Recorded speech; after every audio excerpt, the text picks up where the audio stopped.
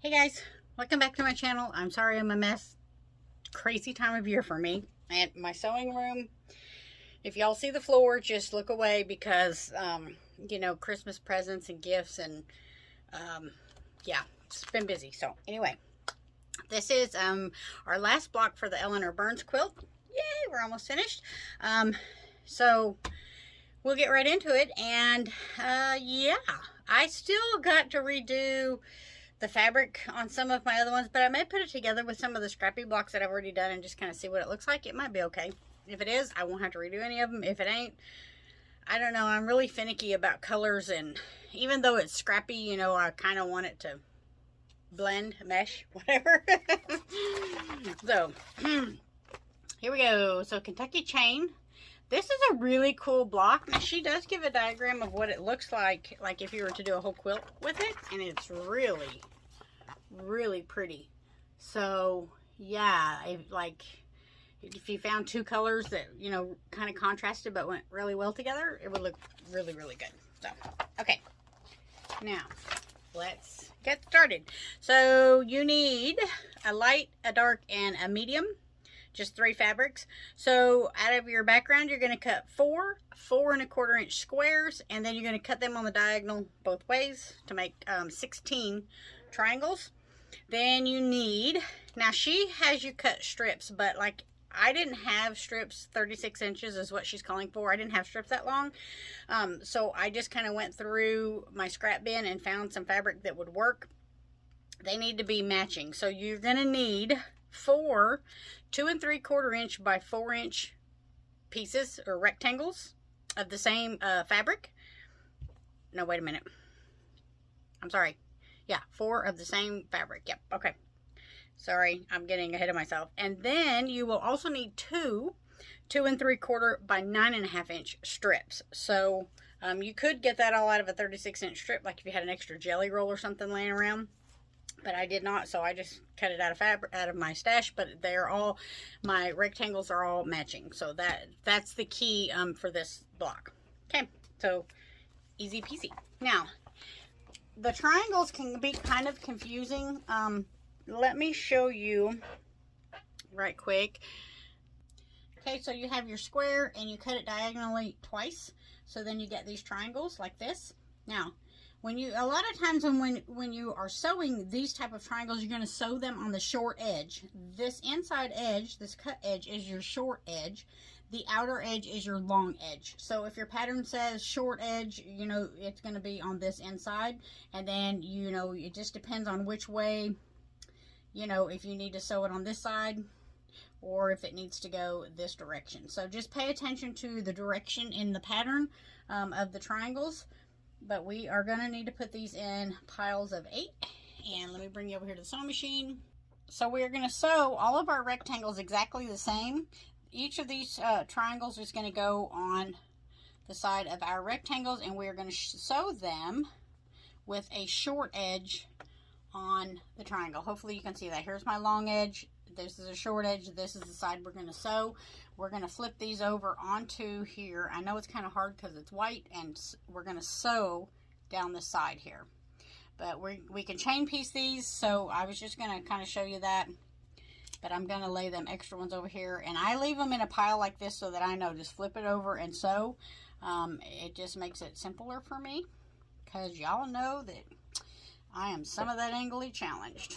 And then, so we're going to sew it 1/4 inch. So just line your top up. And we're going to sew right down the side on the short edge of the triangle, on the long edge of the rectangle. Make sense? Yeah. Okay. So I'm just going to sew. She's showing it to go all the way down. That's what I was fixing to do. I just looked at the pattern, sewing it all the way down. So I'm just going to chain piece these and run them through. So it'll be, you know, pretty quick to do. And you're going to do all 8 rectangles will have one of these on this one side, on the right side. And we'll just do it like that.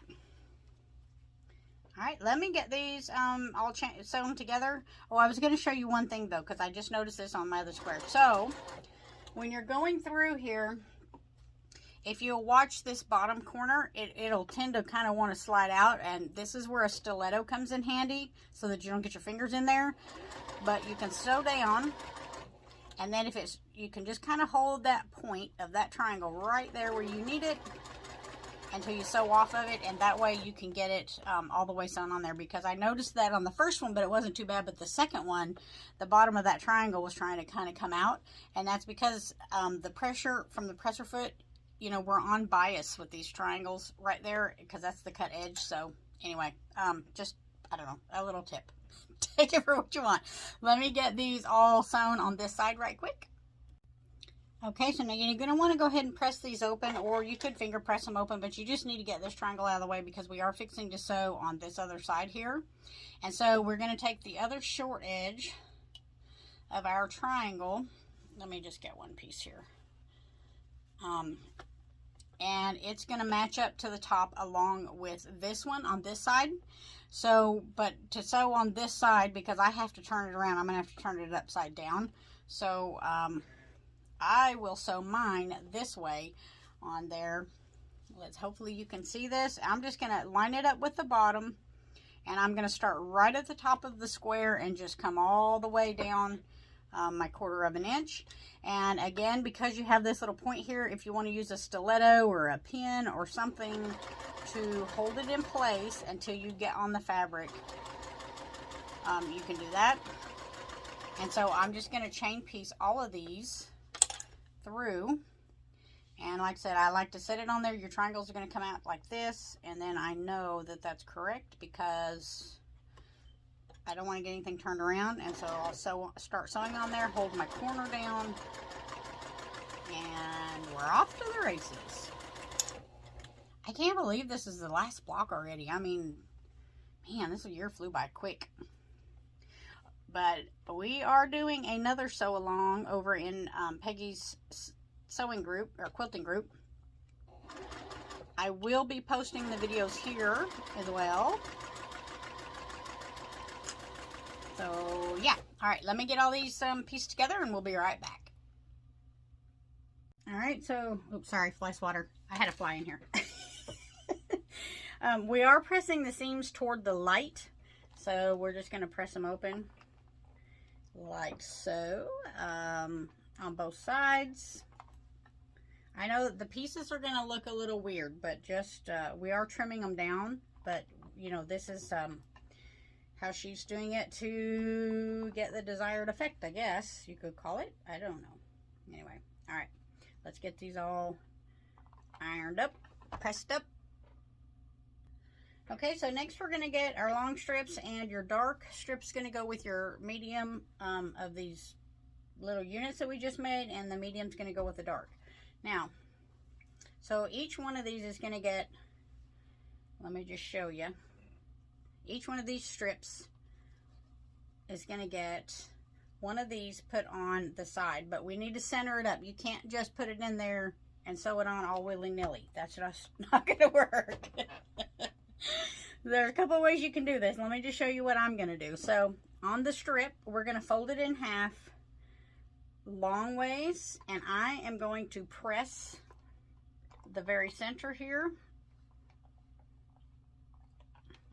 Okay, and then we're going to fold it in half this way, and I'm going to press it, but I'm not going to press all the way across the center because I don't want to lose this little mark that I have here. So I'm just going to press these corners just enough to give me a crease. Now you could mark this with a marking tool, you know, however you wanted to do it. But now, I don't know if you're going to be able to see it on camera, but I've got a nice little cross right there, so I know exactly where the center of my strip is. And then on these, we're going to put these two corners of the triangles together, which your strip should still be in. If your 1/4 inch seam is right on, your strip should be in half. And I'm just going to press a little divot in that. And I'll do the same thing on this one. So your strip should, everything should match up. Your strip should, like I said, it should still be the same width. Press a little divot in that. Now I can match up these creases here so that I know where I need to attach these, they're going to be completely centered on there. We are trimming these units down, but I'm just going to put this crease to crease. And if you feel more comfortable pinning it, you know, by all means pin it until you get it over to your sewing machine. I'm good with just dragging it over. And again, because you're starting, you're going to be coming across this tip of this triangle here. You may want to use a stiletto or something to hold it down until you get your stitches on it and it's in place. There we go. And just sew all the way down. Just make sure it's all lined up. Don't pull or stretch, because this is pretty stretchy.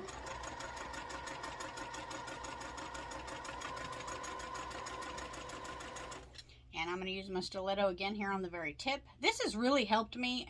I used to just use a pin, but instead of getting my fingers so close to the needle, I can really hold that in place almost all the way through, and that is very helpful. So I am just going to finger press this back for the time being. I think we fold them under, but I'm not sure. So I've still got my other crease over here. So I'm just going to line these up like so. And again, if you needed to pin it, you just do you. And we'll stitch down there. This sewing machine's not too bad about it, but my other one, boy, when I was going on and off of those triangles like that, it would just get things all crazy out of whack. I had to really be careful on some of it. But like I said, for some reason, I guess because they're just a little stretchy, they want to twist and turn under the pressure of that foot, kind of pushes them around. And all right, so then you should have a unit that looks like this. And we're going to need 4 of those. You're going to need 2 with the lights and 2 with the medium, 2 with the darks. So, I am going to, I'll show you this, what I'm doing here one more time. Let me spin you around. I'll go ahead and do a light one. So, long ways, fold it in half, and then I'm just going to press me a line in here. And then again this away, and so that I don't iron out the crease that I just made, I'm just going right on the corners so I know where the creases are. And then the darks on this one. So you could probably press this in by finger on these ones if you wanted, but I just use the iron. Seems like it stays on there better. That one and that one. And I'll sew this one and show you guys.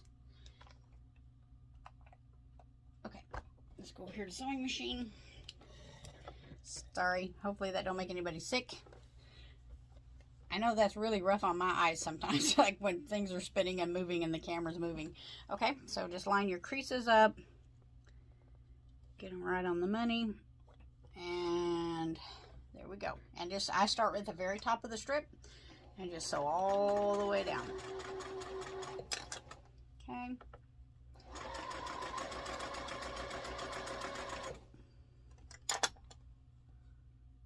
I used to never use a stiletto, and I was like, man, surely nobody, you know, you don't need, no need for that tool or something.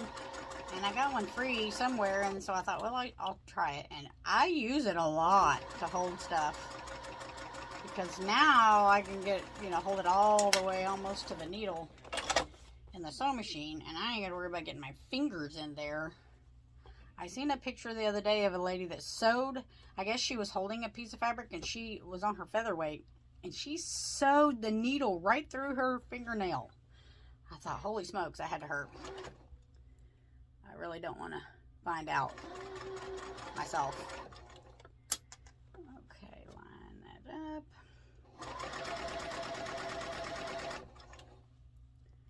And line this bottom one up.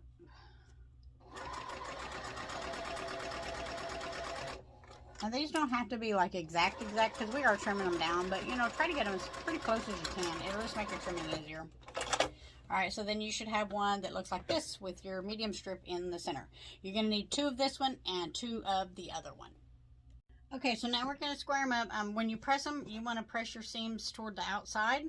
You also want to try to leave your center mark here. If you happen to accidentally press it out, like I do, you can just fold your fabric back over, match the edges, and press it in there.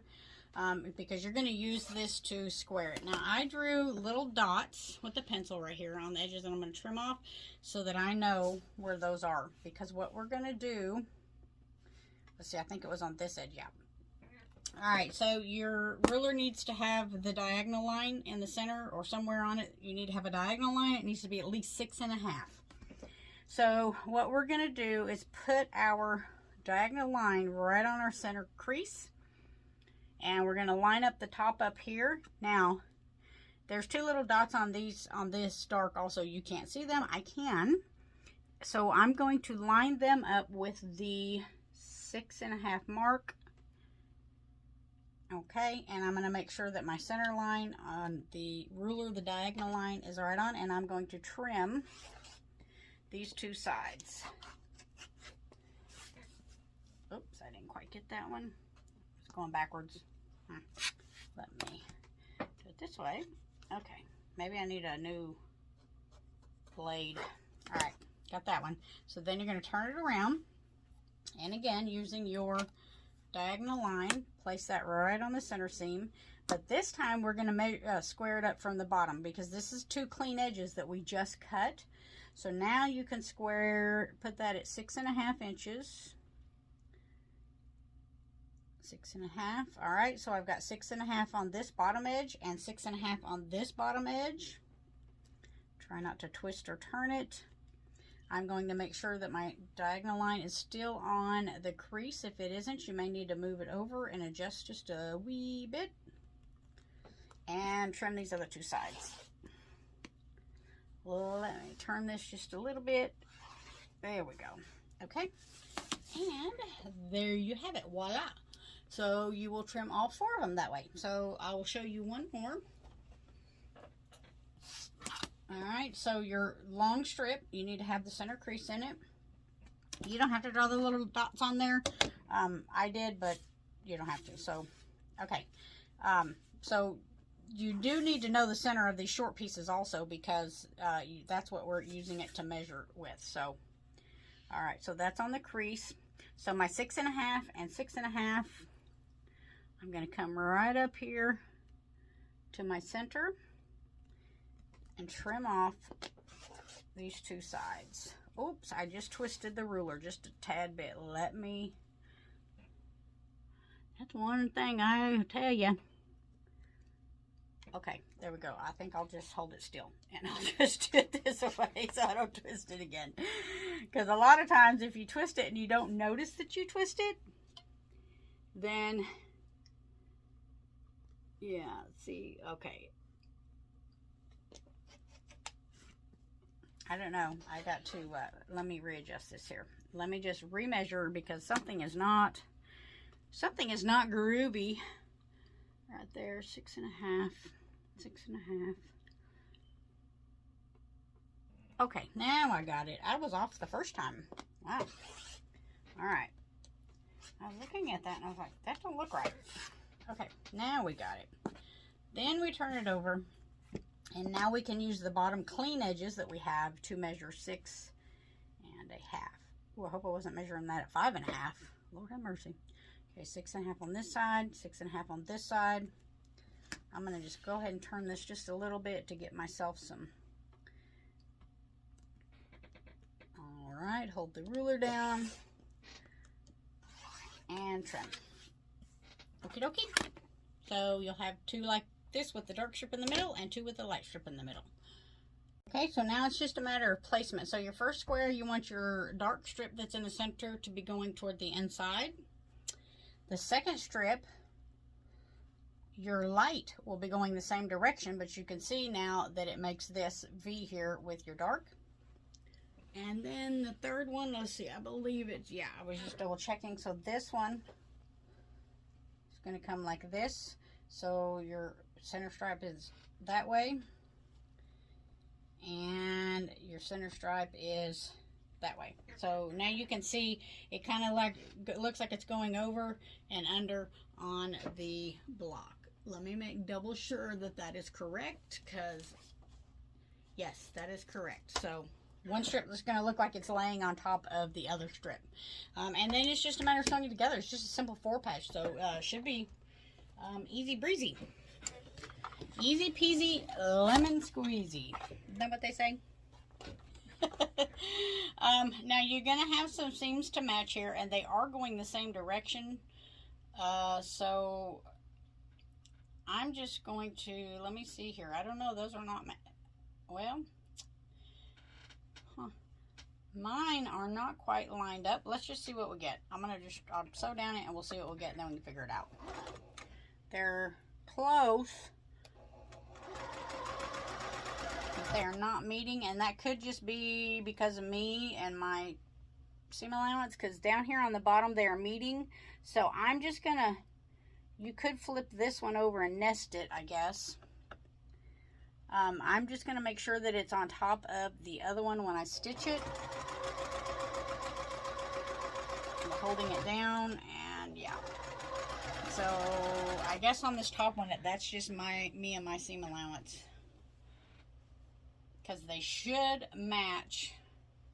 I thought that they should, but I'm rolling with it. You know how I am when it's quilted, and nobody's even gonna notice. So, all right. And on the bottom, yeah, see, my bottom one's way off. That could be the way I trimmed it too. Well, we'll see what we get. Here it is, the good, bad, and ugly, y'all. Okay, and I'm just gonna open these up. Yeah, I'm off a little bit on those, but I think this one's quite a bit. But I think when it's quilted, you know, it probably won't be so bad, right? I'm not too, I mean, I like to try to make everything match, but if it doesn't, I'm not going to redo a whole entire block just because of that. So, you know, but that's just me. If you wanted to redo it, you go right on ahead. I'm just not that finicky, because I do know once it gets quilted and it gets all put together, nobody's ever probably even going to notice it. I will be the only one that even sees it. And my quilt lady, she sees the backs of my quilts. And sometimes when I'm sending them in, I'm like, gosh, I hope she don't notice this, or I hope she don't see that. I'm sure she does, because she has been quilting for a long time and she's really good. But she never says anything. She just sweet as she'd be about it, so it's all good. Peggy, if you're watching, you know I love you. But you do see the inside of my quilt, so you know. It's kind of an intimate thing there, isn't it? So let me see what we got here. Yeah, see, like this one is pretty far off, but, and so is this one. And I'm thinking that's probably when I trimmed these units. So you might pay a little better attention when you're trimming, because I'm almost guaranteeing that's where that problem came in. But like I said, I am not going to worry about it. I'm going to roll with it, because when the whole quilt gets quilted, nobody's going to see it. I mean, you know, you're looking at the overall pattern. Nobody gets right up close to, even I don't, as a quilter, when I'm looking at other people's quilts, I don't never stop and look to see. Now, points on a star I might, but like, I don't look. So anyway, there's our Kentucky chain block. Eleanor Burns, that is our last block. So yeah, I hope you guys all enjoyed the series. I'm not the best teacher, my video skills, but you know what? Here we are. We're sewing and doing something fun together, and you know, that's what it's all about, right? So as you can see, even from a distance, you really can't. I mean, you can kind of tell, but you know, like I said, I don't worry about that stuff. If you want to redo it, you know, more power to you. I am not going to judge you. I think the, you know, people that take the time to really get those pieces to fit and everything, you guys got more patience than me, is all I can say. And time. I just don't have that kind of time. But like I said, it just doesn't bother me. So, but if it bothers you, fix it. That's what they always say, right? All right, so we're all done with this series. I'm so glad that you guys came along. Now keep in mind, I don't monitor this channel, so if you have any questions or need anything, you'll have to email me. I'll put the email in the description. The written directions will be in the description. And I will see you guys next year. We are doing another quilt along next year. So we're going to do it primarily over in Peggy's quilting group on Facebook. I will do the videos and post them here though. And that way you guys can follow along if you're not on Facebook or not in a group or what have you.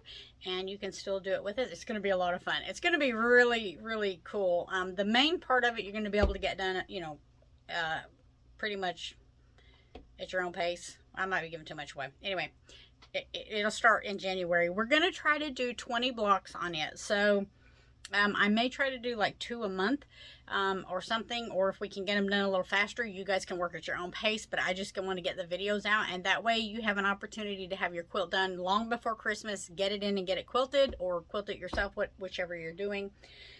Yeah, so that'll be good. And let's see. I think that is it. There was one more thing I was going to tell you guys, and I've just spaced it. I'll think of it probably after I end the video. You know how it is, right? I just remember what it was. So I have learned or figured out how to put a video series into a playlist here on YouTube. And so instead of you like going through all the different videos trying to figure out which one you want to watch or see, if you will go, when you get to my page, if you will go to the top and click, or page channel, and click on the top, it'll have like shorts and videos and some other things. It'll have playlists. If you'll click on the playlists, then you can look through. I've got one that's got all of the Eleanor Burns videos in it, one that has all of the all seasons in it, and then our next quilt along, I will also put that in there, and that will just make it a little more convenient if you just need a particular block video for a particular block in a series. So, you know, if you're looking for block 7 of the all seasons, you can just go to the all seasons playlist. It'll all be in order. Scroll down, find it. It'll be easy for you to find and be better than trying. I know that's really frustrating for me when I'm trying to look through videos and you have to go through all of the videos. It's just a pain in the rear, but I'm tech challenged and didn't know how to do that on YouTube, but I do now. So yay for progress, right? That's a good way to start the new year, learning new things. So this was fun. A lot of the techniques in the Eleanor Burns I probably will never use again, but she had some really neat blocks that, you know, I think would make, they're going to make some really cool sampler quilts. And if you're in Peggy's group, post them to the group or email me when you get it all put together. I'll try to get a video of my all seasons and this one once I get them put together.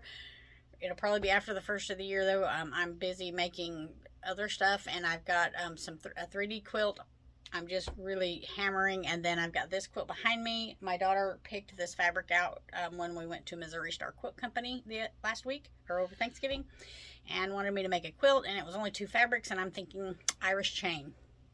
That will show it off. You can't see it in the video, but it's got lots of little dots and prints, and let me see here. I was having to rip this out because my stitches weren't correct, but yeah, that's the 2 prints. So I think it'll be really cute. She wanted it, so I'm like, okay, I'll make it. So, all right, there we go. Well, you guys, thank you so much for joining me, and I hope to see you in our next quilt along. Look for it after January. Have a happy Christmas, Merry Christmas, Hanukkah, if you celebrate that. If you don't celebrate the holidays, I just hope that all the blessings come your way, and hopefully next year is better for everyone. See y'all later.